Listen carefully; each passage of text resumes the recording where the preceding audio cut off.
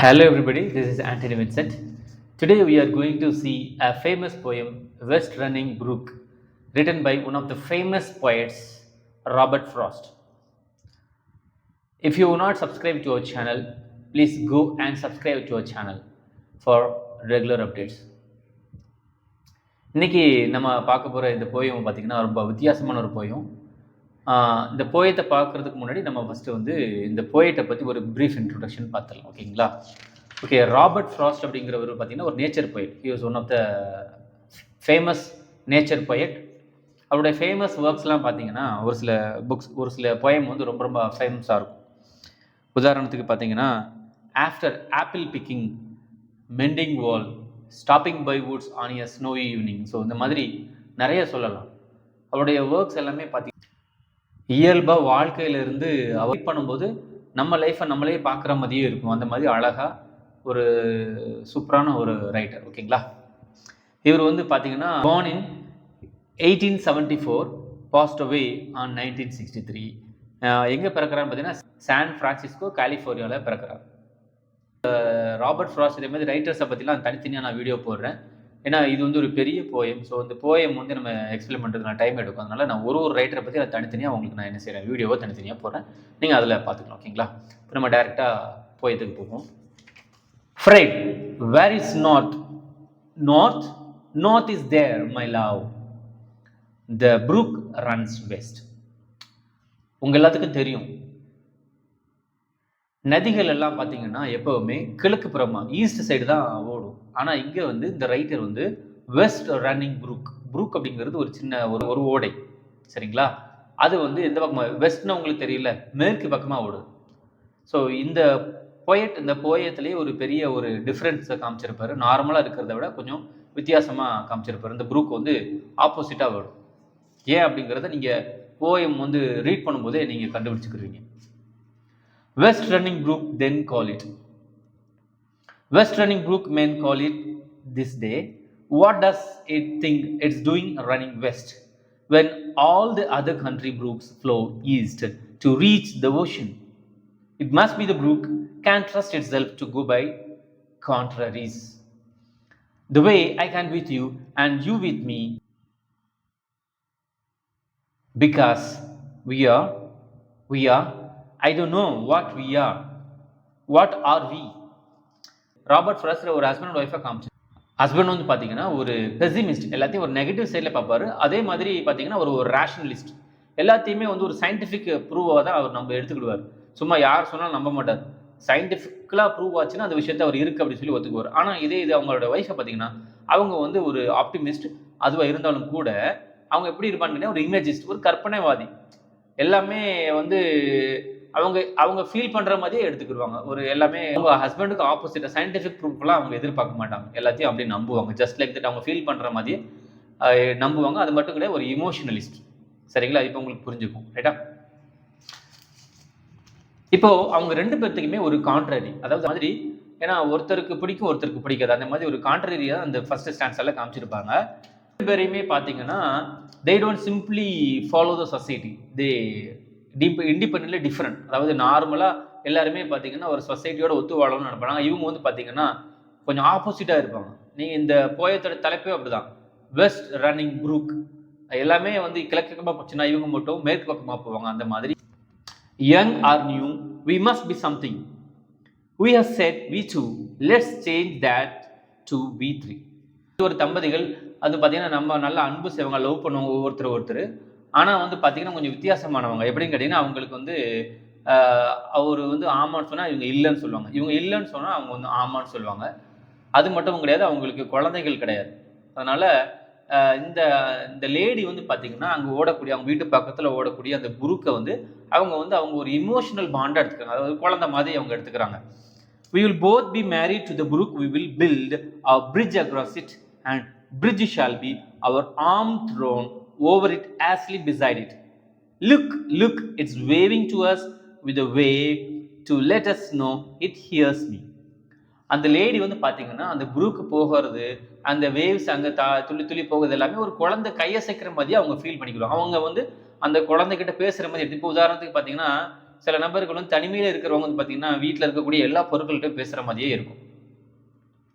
நீங்கள் வந்து பர்சானிஃபிகேஷன் சொல்லி அப்படி ஒரு ஃபிகர் ஆஃப் ஸ்பீச் இருக்குது. அந்த மாதிரி அவங்களே தனியாகவே வந்து ஒரு அங்கே இருக்கக்கூடிய மரத்துக்கிட்ட பேசுவாங்க, அங்கே இருக்கக்கூடிய ஃபேனுக்கிட்ட பேசுவாங்க, லைட் கிட்ட பேசுவாங்க. இது வந்து பார்த்தீங்கன்னா சாலிட்டரி, அந்த மாதிரி தனிமையை வந்து ஒரு மிகப்பெரிய ஒரு கொடுமையான ஒன்று. அந்த மாதிரி இந்த லேடி என்ன செய்கிறாங்க, அவங்களுடைய அன்பை, அவங்களுடைய இமோஷன்ஸை பரிமாறிக்கிறதுக்கு அந்த ஒரு வாய்ப்பாக அந்த ப்ரூக் எடுத்துக்கிறாங்க. அப்போ பாரு, அந்த ஹஸ்பண்ட்டே சொல்கிறாங்க, பாரு இந்த வேவ் வந்து அழகா வந்துட்டு இருக்கு, நம்மளை பார்த்து கையை சிக்கிது குழந்த மாதிரி. நம்ம என்ன செய்வோம்னு பார்த்தீங்கன்னா, அவங்க வந்து ஒரு அமைதியாக வாழணும்னு ஆசைப்படுறாங்க, ஒரு அன்பும் பண்பும் கலந்த மாதிரி ஒரு லைஃப்பை வாழணும்னு ஆசைப்படுறாங்க. இந்த போயட் வந்து இந்த போயம் மூலம் என்ன சொல்ல வர்றேன்னா, ஹியூமனும் நேச்சரும் வேற கிடையாது. என்னெல்லாம் நேச்சரில் பார்க்குறியோ அதான் ஹியூமனோட life. So nature and human life are united. ரெண்டுமே ஒரு காயினில் இருக்கக்கூடிய இரண்டு திசைகள் மாதிரி ஒரே மாதிரி தான் இருக்கும். லைஃபை நம்மளுடைய ஹியூமன் லைஃப் வந்து நேச்சர் அப்படியே காப்பி அடித்த மாதிரி அப்படியே இருக்கும் அப்படின்னு சொல்கிறார். ஓகேங்களா? To let us know it hears me, அதாவது பார்த்தீங்கன்னா to let us know it hears me, நான் பேசுறதுலாம் அது கேட்குது, அது பேசுறதுலாம் எனக்கு கேட்குது அப்படின்னு சொல்லி அந்த லேடி வந்து ஃபீல் பண்ணுறாங்க. Why my dear, that wave is been standing off this jut of shore, the black stream catching on a sunken rock flung backward on itself in one white wave, and the white water rode the black forever. அதாவது இந்த போயிட் வந்து இந்த இடத்துல என்ன சொல்லுவாங்க கேட்டீங்கன்னா, அங்கே ஒரு வேவ் வருது. இந்த வேவ் வந்து எப்படி உருவாகுதுன்னு கேட்டிங்கன்னா, வேவ்ஸ் வந்து தண்ணி எப்படி ஓடிட்டு இருக்கும்போது மேலோட்டமாக வரும், அது வந்து நம்மளை பார்த்து தான் உருவாகுது அப்படின்னு சொல்லி அந்த லேடி சொல்லுவாங்க. ஆனால் அவர் என்ன சொல்லுவார், அங்கே ஒரு பெரிய கல் இருக்குது, அங்கே இப்போ மரங்கள்லாம் இருக்குது, அதில் மோதி அதிலிருந்து வரக்கூடிய ஒரு விதமான ஃபோம் மாதிரியான ஒரு இதுதான் அந்த இது அப்படி சொல்லி சயின்டிஃபிக்காக அவர் சொல்லுவார். ஆனால் அந்த லேடி அதை நினைச்ச மாட்டாங்க, ஏற்றுக்கவே மாட்டாங்க. இப்போது இந்த இடத்துல வந்து பார்த்தீங்கன்னா, அவர் வந்து பொயட் என்ன சொல்கிறாருன்னு கேட்டிங்கன்னா, இந்த ஹஸ்பண்ட் ஒய்ஃபை வந்து ஆப்போசிட்டாக தான் இருக்கிறாங்க. இப்போ உதாரணத்துக்கு நம்ம மேக்னெட் எடுத்துக்கிட்டோம்னு வச்சுக்கோங்களேன், அதோடைய ஆப்போசிட் சைடு தான் என்ன செய்யணும், ஒன்னோட ஒன்று ஒட்டும். இங்கே ஹியூமன் லைஃப் அழகாக சொல்லியிருப்பார். அவங்க எதிரெதிராக இருந்தாலும், அவங்களோட கருத்தியலில் வேற எதிரெதிராக இருந்தாலும் அவங்க வந்து என்ன செய்கிறாங்க, ஒருத்தர் விட்டு கொடுத்துக்கிறாங்க, அவங்கள ஒருத்தர் அன்பு செய்கிறாங்க. இதுதான் இயற்கை அப்படின்னு சொல்லி இயற்கை மூலமாகவே அந்த பொயட் வந்து உங்ககிட்ட சொல்கிறாரு. Next stanza. Not gaining but not losing, like a bird, white feathers from the struggle of whose breast flecked the dark stream and flecked the darker pool below the point, and were at last driven wrinkled in a white scarf against the far shore alders. That wave has been standing off this jut of shore ever since rivers I was going to say were made in heaven, it was not wave to us. இதில் வரக்கூடிய அந்த waves வந்து பார்த்தீங்கன்னா, போயிட்டு என்ன சொல்கிறாரு, ஒரு 2 பறவைகள் சண்டை போட்டுச்சுன்னா அதுலேருந்து விழக்கூடிய அந்த பறவைகளுடைய இறகுகள் பார்த்தீங்கன்னா வெள்ளை கலர் இருக்கும். அதே மாதிரி அந்த பறவைகள் அங்கே தண்ணியிலேருந்து பறந்து போனாலும் அதில் கீழ் போகவும் பார்த்தீங்கன்னா வெள்ளையாக இருக்கும். அதே மாதிரி அந்த நதி வந்து பார்த்தீங்கன்னா, அந்த ஓடை வந்து நீரோடை வந்து பார்த்தீங்கன்னா அங்கே என்ன செஞ்சுட்டு இருக்கு, அப்படியே ஓடிக்கிட்டே இருக்கு. அப்போ அது வந்து கீப் மூவிங், அந்த மூவிங் இருக்கிறது ஆகுது அப்படின்னு சொல்லி இவர் சயின்டிஃபிக்காக சொல்கிறார். ஒரு பறவையையும் அந்த நீரோடையும் கம்பேர் பண்ணி சொல்கிறாரு. ஆல்டர்ஸ்னா அந்த நீரோடை, அந்த நீர் பக்கத்துலலாம் இருக்கக்கூடிய மரங்களை தான் ஆல்டர்ஸ் அப்படின்னு சொல்கிறாங்க. த வேவ் நெய்தர் இன்க்ரீஸ், அதாவது அந்த தண்ணீரோட அந்த வேவ்ஸ் பார்த்தீங்கன்னா அது வந்து போய்கிட்டே தான் கீப் இன்க்ரீஸிங். அதை வந்து கீழேயும் போகலை, குறைஞ்சும் போகலை, அதிகமாகவும் ஆகலை, அது என்ன செஞ்சு ஓடிக்கிட்டே இருக்கு. இப்போ ஸ்ட்ரீம் ப்ரூக்லாம் பார்த்தீங்கன்னா ஓடிக்கிட்டே இருக்கக்கூடிய ஒரு நதி, அது ஓடிக்கிட்டே தான் இருக்கும், எங்கேயுமே ஸ்டாப். அதாவது மனுஷனுடைய வாழ்க்கையும் பார்த்தீங்கன்னா அங்கங்கே பிரச்சனைகள் எதுவுமே வந்தாலும் என்ன செஞ்சுட்டு ஓடிக்கிட்டே தான் இருக்கணும் அப்படின்னு சொல்லி இந்த போயம் வந்து அழகாக சொல்கிறேன். Next, it was not it was if not to you it was to me in an annunciation. இது வந்து ஒரு ரெவலேஷன். அது வந்து உனக்கு இது புரியலையா, எனக்கு புரிஞ்சிருச்சு, உனக்கு இது புரியலையா அப்படின்னு ஒரு ஸ்பிரிச்சுவலாக அவங்க சொல்கிறாங்க. ஒரு ஸ்பிரிச்சுவல் ஃபீலிங், ஒரு ரெவலேஷன் அப்படிங்கிறது ஒரு வெளிப்பாடு. நான் வந்து அவங்க என்னெல்லாம் ஃபீல் பண்ணுறாங்களோ அதெல்லாம் ஷேர் பண்ணுறேன். Oh if you take it of lady land as it were the country of the Amazons. இப்போது இந்த ஜென் என்ன சொல்கிறான்னு கேட்டிங்கன்னா, இது வந்து வேற ஒன்றும் கிடையாது, இது ஒரு பெண்களுடைய உலகம். Lady land, the world of feminine அப்படின்னு சொல்லி ஒரு பெண்களுடைய ஒரு உலகம். உங்களுடைய உலகம் வந்து அப்படி தான் இருக்கும், இந்த உலகத்துக்குள்ள நாங்கள் வர முடியாது அப்படின்னு சொல்றாரு. We men must see you to the confines and leave you there ourselves forbid to enter. இந்த மாதிரி இந்த பெண்கள் உலகத்துக்குள்ள எங்களால வரவே முடியாது. அதோட என்ட்ரன்ஸ் பார்டர் வரைக்கும் வேணாலும் எங்களோட பவுண்டரி வரைக்கும் எங்களால வர முடியுமே தவிர அதுக்கு முன்னாடி அதுக்கப்புறம் எங்களால வர முடியாது அப்படின்னு சொல்லி அந்த போயிட்டு வந்து அழகா அந்த பெண்களுடைய இதை பத்தி சொல்றாரு. It is your book, I have no more to say.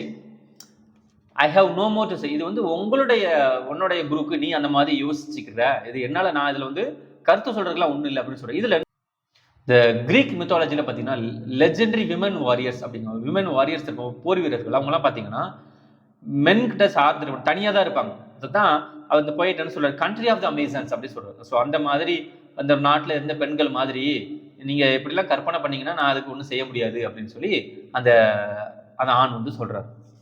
S you have to go on, you thought of something. அப்போ அந்த பெண் சொல்றாங்க, நீ அப்போ வேற மாதிரி யோசிக்கிற அப்படி தானே, உன்னோடதுல நீ அப்படியே இருந்துட்டு போ அப்படிங்கிற மாதிரி அவங்க சொல்றாங்க. Speaking of the contraries, see how the brook is that white wave runs counter to itself. It is from that in water we were from, long before we were from any creature. இப்போ வந்து பாத்தீங்கன்னா மனுஷங்கள் வந்து இயல்பாவே தண்ணியில இருந்து தான் வந்தான் அப்படிங்கிற மாதிரி இவங்க சொல்றாங்க. அது போக கான்ட்ரரி, ஒருத்தருக்கு ஒருத்தர் கான்ட்ரடிக்ஷன், முரண்பாடு. நீ எஸ்னா நான் நோன்னு சொல்லுவேன், நான் நோன்னு சொன்னா நீ எஸ்ன்னு சொல்றேன். இந்த கான்ட்ரடிக்ஷன்ங்கிறது இருக்கணும் அப்படின்னு சொல்ற அந்த போயட் வந்து இந்த போயம் மூலமா ஒன்னொன்னு சொல்றான்னா, மனுஷன் அப்படின்னு சொன்னா எல்லாத்தையும் அப்படியே அப்பட்டமா ஏத்துக்க முடியாது. கான்ட்ரரிஸ் இருக்கணும், ஹஸ்பண்ட் அண்ட் ஒய்ஃபுக்குள்ள பிணக்குகள் இருக்கணும், சண்டைகள் வரணும். அன்பு வந்து எவ்வளவு ஆழமானது அப்படிங்கறது அவங்க உணர்வாங்க அப்படிங்கிறது இந்த போயம்ல ஒரு வரிகள் மூலமா ஆழப்படுத்திக்கிட்டே இருப்பார். ஒரு லைன், எந்த லைன் கேட்டீங்கன்னா, speaking of the contraries, see how the brook in that white wave runs counter to itself. It is from that in water we were from, long before we were from any creature. White wave runs counter to itself. அதாவது அந்த Brook வந்து எங்க போகுது, மேற்கு பக்கமா ஓடுது. ஆனா அதுல எழக்கூடிய வேவ் வந்து பாத்தீங்கன்னா ஆப்போசிட் சைட்ல போகுது. அப்போ நம்ம வாழக்கூடிய வாழ்க்கை வந்து பாத்தீங்கன்னா ஒரு பக்கம் போனா நம்ம ஒரு சைடு போவோங்கிற மாதிரி, அதாவது நம்ம ஒண்ணு நினைச்சா தெய்வம் ஒன்று நினைக்கும் சொல்லுவாங்களா, அந்த மாதிரி நம்ம ஒரு விஷயத்தை நோக்கி போகும்போது அதனுடைய ஃபோர்ஸ் வந்து நம்மள ஆப்போசிட் சைடை இழுக்கும். ஆனா என்ன செய்யணும், நம்ம அந்த நீச்சல் பழகுவோம், தண்ணி ஓடிட்டு இருக்கும்போது அது ஆப்போசிட் சைடு தான் நம்ம என்ன செய்வோம், ஸ்விம்மிங் பண்ணி போவோம். ஆனா அந்த ஆப்போசிட் சைடில் ஸ்விம் பண்ணி போகிறதுக்கு வந்து ரொம்ப கஷ்டம். ஆனா மீன்கள்லாம் பார்த்தீங்கன்னா நீரோடையில நேராக போறதை விட ஆப்போசிட் சைடில் ஸ்விம் பண்ணி போறது அதுக்கு ரொம்ப ரொம்ப பிடிக்கும். அந்த மாதிரி நம்ம எதிர்நீச்சல் போட கத்துக்கணும் அப்படிங்கிறது இந்த போயிட்டு அழகா சொல்லுவார். Here we, in our impatience of the steps, get back to the beginning of beginnings, the stream of everything that runs away. Some say existence like a pirogue, and a pirogue forever in one place stands still and dances, but it runs away. It seriously, sadly runs away to fill the abyss void with emptiness. இந்த போயிட் வந்து ஒரு அழகா ஒரு சொல்லி, இந்த இடத்துல பீரோட் அப்படிங்கிற ஒரு வேர்டு இருக்கு. இந்த வேர்டு என்னன்னு கேட்டீங்கன்னா, பேலட்ல வரக்கூடிய ஒரு டான்ஸ் டைப் தான் நம்ம ஸ்பின்னிங் டான்ஸ் அப்படின்னு சொல்லுவோம். பேலட்ல இருக்க ஒரு அழகான ஒரு ஸ்பின்னிங் டான்ஸ். ஸ்பின்னிங்னா அந்த அடி சுத்துவோம்ல, அந்த மாதிரி. இப்போ அந்த டான்ஸ் மாதிரி தான் நம்ம மனுஷனுடைய வாழ்க்கையும் உலகம். இந்த உலகம் எப்படி பார்த்தீங்கன்னா பூமி சுத்துற மாதிரி சுத்திக்கிட்டே தான் இருக்கும். நம்மளுடைய வாழ்க்கை சக்கரமும் அப்படித்தான் ஓடிக்கிட்டே தான் இருக்கும். நம்மளும் அதோட சேர்ந்து சுத்துற மாதிரி தான் இருக்கும். ஆனால் நம்ம அங்கேயே தான் இருக்கும். அதாவது மனுஷன் வந்து எல்லாத்துக்குமே நடக்கிற மாதிரி தான் நமக்கும் நடக்கும். அதாவது பிறப்பு, இறப்பு, சந்தோஷம், துக்கம் எல்லாமே என்ன செஞ்சுக்கிட்டே தான் இருக்கும், போய்கிட்டே இருக்கும். நம்மளும் அந்த இடத்துல இருக்கக்கூடாது, என்ன செய்யணும், நம்மளும் முன்னேறி போய்கிட்டே இருக்கும். நம்மளை கடந்த விஷயம் நம்ம வந்து அதோட பயணிக்காட்டணும், செஞ்சாலும் செய்யாட்டனாலும் வாழ்க்கை நேரங்கள் என்ன செய்யும், கடந்து போய்கிட்டே தான் இருக்கும் அப்படிங்கிறது என்ன செய்யற அந்த போயிட் சொல்றாரு. அதனால கடந்து போகணும் எல்லாத்தையும். To fill the abyss void with emptiness, it flows beside us in the water brook. அதாவது மனுஷனுடைய வாழ்க்கை வந்து பாத்தீங்கன்னா ஒரு பிறப்புல இருந்து கடைசி எங்க வரைக்கும் தான் போகுதுன்னு பாத்தீங்கன்னா இறப்பு நோக்கி தான் போகுது. ஒரு இன்ஃபினிட்டி, அதுக்கு வந்து முடிவே கிடையாது. மனுஷனுடைய வாழ்க்கை ஃபுல்லா எம்ப்டினஸ் தான். என்னதான் எதுவா இருந்தாலும் சரி, எவ்வளவு பெரிய ஆளா இருந்தாலும் சரி, எவ்வளவு விஷயங்கள் கத்துக்கிட்டாலும் சரி, கடைசியில ஒண்ணுமே கிடையாது. மனுஷங்கிட்ட ஒண்ணுமே கிடையாது. He goes to the emptiness. ஆனா இன்ஃபினிட்டிங்கிறது இருக்கு. ஏதோ டிவைன் பவர் நமக்கு மேல இருக்கு. அந்த டிவைன் பவர் நம்மளை என்ன செஞ்சு நம்மளை வந்து ஆட்டு வச்சுக்கிட்டு இருக்கு. அப்போ நம்ம மனுஷங்கள் எல்லாம் எவ்வளவுதான் இருந்தாலும், நீ வந்து வாழ்ந்தாலும் வாழாட்டினாலும் உனக்கு முடிவுங்கிறது இருக்குது அப்படிங்கிறத பயிர் சொல்வார். Next, but it flows over us, it flows between us to separate us for a panic moment. It flows between us, over us and with us, and it is time, strength, tone, light, life and love, and even substance, lasting, unsubstantial, the universal, cataract of death that spins to nothingness and unresisted, save by some strange resistance in itself, not just a swerving but a throwing back, as if regret were in it and were sacred. வாழ்க்கையில் வந்து பார்த்தீங்கன்னா நமக்கு இப்போ it flows between us to separate us from a panic moment. அதாவது நதி வந்து எப்படி ஒரு விஷயத்த ஒரு ஊர் தெருவெல்லாம் பற்றி ரெண்டு பக்கமும் பிரிச்சுட்டு போகும், அதே மாதிரி மனுஷனுடைய வாழ்க்கையும் அப்படிதான். கப்புள்ஸ் இருந்தாங்கன்னா அவங்களுக்கு இடையில ஏதாவது ஒரு நபரோ இல்லை ஏதோ ஒரு விஷயம் வரும், என்ன செய்யும், அந்த இடத்துல ஒரு சடனாக ஏதோ ஒரு பேனிக், ஏதாவது அவங்களுக்கு ஒரு பிரிவினை ஒரு ஒரு டைவர்ஷன் வரும். அந்த எதை தாண்டி தான் மனுஷங்கள் என்ன செய்யணும், வரணும் அப்படின்னு சொல்றாங்க. அதாவது பார்த்தீங்கன்னா இந்த இடத்துல time, strength, tone, light, life and love இது எல்லாமே இந்த இடத்துலையுமே நிரந்தரம் கிடையாது. எல்லாமே ஒரு டெம்பரரியான ஒரு விஷயம் தான். சும்மா அப்பப்போ எல்லாமே என்ன செஞ்சிடும், முடிஞ்சிடும். அப்போ எதுவுமே நிரந்தரம் அப்படிங்கிறது ஒன்றுமே கிடையாது அப்படின்னு சொல்கிறாங்க. இடத்துல ஒரு வேர்டு பாருங்கண்ணே, the universal cataract of death. இந்த கேட்ராக்ட் ஆஃப் டெத் அப்படிங்கிறது எதை சொல்கிறாங்கன்னா ஒரு ஹியூஜ் வாட்டர் ஃபால். இந்த கேட்ராக்ட் அப்படிங்கிறது வந்து ஒரு ஹியூஜ் வாட்டர் ஃபால். அந்த வாட்டர் ஃபால் என்ன செய்யும், அங்கே இருக்கக்கூடிய எல்லாத்தையும் அடிச்சுட்டு போயிடும். இப்போ ஒரு ஆற்றில் ஒரு வெள்ளம் வருதுன்னு வச்சுக்கோங்களேன், அந்த இது என்ன செய்யும், ஒரு கரண்ட், அந்த கரண்ட் முன்னாடி நம்மளால் நிற்கவே முடியாது. அந்த வாட்டர் கரண்ட் என்ன செய்யும், எல்லாத்தையும் அடிச்சுட்டு போயிடும். அந்த ஃப்ளட்டு வந்து அதுக்கு முன்னாடி இருக்கிற எதையுமே பார்க்காது. அது வந்து இரும்பாக இருந்தாலும் சரி, மண்ணாக இருந்தாலும் சரி, பில்டிங்காக இருந்தாலும் சரி, மரமாக இருந்தாலும் சரி, எதுவுமே பார்க்காது. கரண்ட்டுக்கு முன்னாடி எதுவுமே நிரந்தரம் அப்படியே அடிச்சுட்டு போயிடும். அதே மாதிரி வாழ்க்கைங்கிறது ஒரு சக்கரம், அது சுற்றிக்கிட்டே இருக்கும், போயிட்டே இருக்கும், அதோட ஸ்பீடில் போய்கிட்டே இருக்கும். நம்மளும் அதோட சேர்ந்து போயிட்டே இருக்கணும். இங்காவது இந்த கேட்ராக்ட் என்ன சொன்னா டெத்தோட கம்பேர் பண்ணியிருக்காங்க. அது எல்லாத்தையுமே எடுத்துக்கிடுது. ஒரு வாய்டு அப்படி சொல்றாங்களே, உதாரணத்துக்கு பார்த்தீங்கன்னா நரகம், அது எல்லாத்தையும் உறிஞ்சிக்கிறோம். இப்போ பெர்முடா ட்ரையாங்கிள் அப்படின்னு சொல்லுவாங்க. இந்த பெர்முடா ட்ரையாங்கிளுக்கு முன்னால அதுக்கு பக்கத்துலேயே ஏதாவது போச்சுன்னா அது என்ன செஞ்சுக்கணும், அப்படியே உள் வாங்கிக்கணும் அப்படின்னு சொல்லுவாங்க. அதே மாதிரி மேலே ஸ்பேஸ்ல பிளாக் ஹோல் அப்படின்னு சொல்றாங்க. அந்த பிளாக் ஹோல் பக்கத்தில் எதுவாக போனாலும் அதுவே உள்ள எடுத்துக்கணும். அதே மாதிரி லைஃப், அந்த டெத் அப்படிங்கிறது வந்து பார்த்தீங்கன்னா எல்லாத்தையுமே அது என்ன செஞ்சுக்கணும், உள்ள எடுத்துக்கணும். அதை தான் அந்த ப்ரூக்ல எக்ஸாம்பிள் அழகா சொல்லுவார். It has the throwing backward on itself, so that the fall of most of it is always raising a little, sending up a little. Our life runs down in sending up the clock. வாழ்க்கையில் பார்த்தீங்கன்னா நிறைய போராட்டங்கள் வரும், நிறைய கஷ்டங்கள் வரும். அந்த கஷ்டங்களை பார்த்துக்கிட்டு மனுஷங்கள் நிறைய பேர் என்ன செஞ்சிருவாங்களோ, தன்னுடைய வாழ்க்கையை நிறுத்திக்கிடணும், அங்கேயே ஸ்டாப் பண்ணிடணும் அப்படின்னு சொல்லி அங்கேயே அப்படி நின்றுவாங்க. ஒரு ஸ்டில்னஸாக அப்படியே அங்கேயே நின்றுவாங்க. ஆனால் நமக்கு உள்ள இருந்து வரக்கூடிய ஒரு ஃபோர்ஸ் என்ன செய்யும், நீ போகணும், இங்கே நிற்கக்கூடாது அப்படி சொல்லி தள்ளும் அந்த எண்டிங் நோக்கி. அதாவது மனுஷன் தான் எவ்வளோ ஃபாஸ்ட்டாக ஓடனாலும் அவன் எங்கே தான் போகிறான், அந்த எண்டிங் தான் போக போகிறான். அப்போ யார் ஃபாஸ்ட்டாக ஓடுறது முக்கியம் கிடையாது, எப்படி போகிறோம் எப்படி வாழ்கிறோம் அதை பொறுத்து இருக்குது. அப்போ அங்கேயே நின்றாத, நீ உன் வாழ்க்கை இன்னும் இருக்குது, போ அப்படின்னு சொல்லி ஒரு ஃபோர்ஸ் ஒன்று செஞ்சுட்டு இருக்கோம், தள்ளிட்டே இருக்கும்.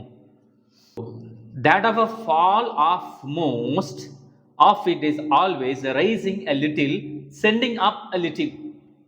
அதாவது even in decline or death there is a life. அதாவது குடும்பங்களில் ஒரு இறப்புகளோ இல்லை ஏதோ பிரச்சனைகள் வந்தால் கூட அதுக்கப்புறமும் வாழ்க்கை இருக்குது, அங்கேயே நிற்காத, வாழ்க்கைன்னு முடியலை, ஓடு அப்படின்னு சொல்லி ஒரு ஃபோர்ஸ் ஒன்று உள்ளே இருந்து என்ன செஞ்சுட்டு ஒரு இன்ஸ்டிங் வந்து உன்னை தள்ளிக்கிட்டே இருக்கும். அதான் ஒரு புஷ், ஒரு எனர்ஜி, ஒரு ஃபோர்ஸ் உனக்கு உள்ளேருந்து தள்ளிக்கிட்டே இருக்கும். ஒரு என்ஜினில் ஒரு ஃபோர்ஸ் கிரியேட் ஆகிற மாதிரி நம்ம மனுஷங்களை ஒவ்வொருத்தருக்கும் உள்ளேருந்து ஒரு ஃபோர்ஸ் ஒன்று தள்ளிக்கிட்டே இருக்கும்.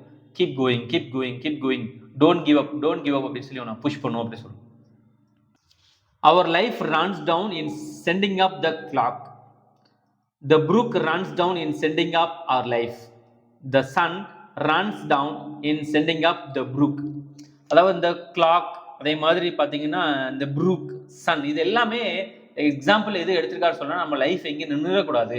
சிந்தனைகள்லாம் அப்பாற்பட்ட ஒரு பவர் இருந்தாலும், ஒரு சுப்ரீம் பவர் இருந்தாலும் என்ன செஞ்சுட்டு இருக்கணும், ஓடிப்போ நிற்காத அப்படின்னு சொல்றாங்க. அதாவது ஒரு பிரச்சனைகளுக்கு பின்னாடி ஒரு தீர்வு இருக்கும். அதே மாதிரி ஹியூமன் லைஃப் பார்த்தீங்கன்னா என்னதான் ஒரு சண்டைகள், பிரச்சனைகள், இறப்புகள் எது இருந்தாலும் அதுக்கப்புறமும் லைஃப்னு ஒன்று இருக்குது, கண்டினியூஷன் இருக்குது அப்படின்றத தாண்டி ஓடி போகும். உதாரணம் ஈகிள் பார்த்தீங்கன்னா ஒரு குறிப்பிட்ட ஏஜுக்கு அப்புறம் அதால் பறக்க முடியாது. அதோட வயசு மூப்பின் காரணமாக என்ன செஞ்சிடும், அதோட அழகு வந்து ரொம்ப வளைஞ்சி போயிடும்.